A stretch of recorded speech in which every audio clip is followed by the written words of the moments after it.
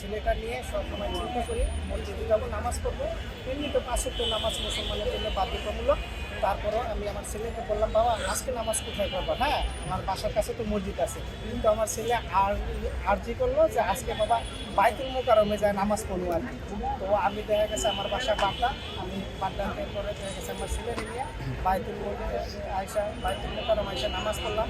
বাড্ডাটায় নামাজ পড়িয়া আমি দেখা গেছে সবার জন্য দোয়া করলাম। আমি আমার জন্য দোয়া করলাম, আমার পরিবারের জন্য দোয়া করলাম, আমার আত্মীয় স্বজনের জন্য দোয়া করলাম, দাদা দাদির জন্য দোয়া করলাম। আমি দেশের সারা পৃথিবীর যত মুসলমান আছে তাদের জন্য দোয়া করলাম। আমি যারা মৃত্যুবরণ করছে তাদের জন্য দোয়া করলাম।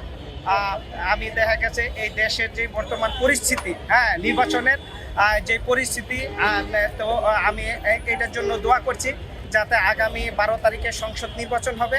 এই নির্বাচনে একজন ভালো ব্যক্তি যাতে আল্লাহ যাতে কবুল করে নেয়, একজন ভালো ব্যক্তিকে, যে যার মাধ্যমে আমাদের দেশে সুশৃঙ্খল ফিরে আসবে। আমরা একজন ভালো লোকের ভোট দিব এই 12 তারিখে। আল্লাহ বাঁচালে এমন একটা লোক, এখন দেখা যাচ্ছে আগের নির্বাচন একরকম ছিল, বর্তমানে নির্বাচন আর এক রকম আসছে। তাই যেহেতু বর্তমান আমরা একটা সুযোগ পেয়েছি, তাই এই সুযোগে আমরা সুযোগ কাজে লাগাইতে চাই যে কোন ব্যক্তি ভালো। আমাদের সবার কিন্তু জ্ঞান আছে, আল্লাহ আমাদেরকে জ্ঞান দিছে। আর পৃথিবীর শ্রেষ্ঠ জীব হয়েছে আপনার মানুষ জাতিকে আল্লাহ জ্ঞান দিছে, গরু ছাগলের জ্ঞান দেয় নাই, আপনার দেখা যায় পশু পাখিদের জ্ঞান দেয় না, মানুষকে শুধু জ্ঞান দিছে। তো এই জ্ঞান প্রমাণ করার জন্য 12 তারিখে যে নির্বাচন আসছে, আমরা চেষ্টা করব যে সবাই সবার প্রতি দোয়া রেখে ভালো একজন লোক যাতে আমরা এই দেশে প্রধানমন্ত্রী বানাইতে পারি, আমরা ভোট দিয়া সবাই আমরা এই ব্যাপারে আমি দোয়া করছি, আল্লাহ যেন এই দোয়াটা কবুল করে নেন। আমি তো আমাদের মতো যারা একটু ভালো অবস্থানে আছে তাদের প্রতি আশা করি।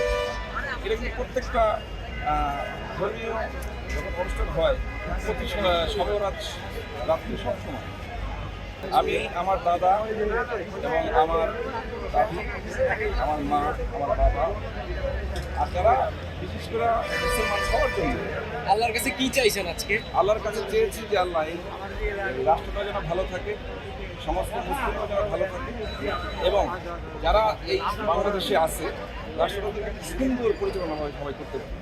দান করলে তো মন বড় থাকে, ভালো থাকে, এটা তো সবাই জানে। যে আমি যখন এখানে দান করবো তখন আমার মনটা ভালো থাকে, যে আমি সবসময় বলি যে আল্লাহ তুমি আমাকে দাও, আমি যেন মানুষকে দিতে পারি।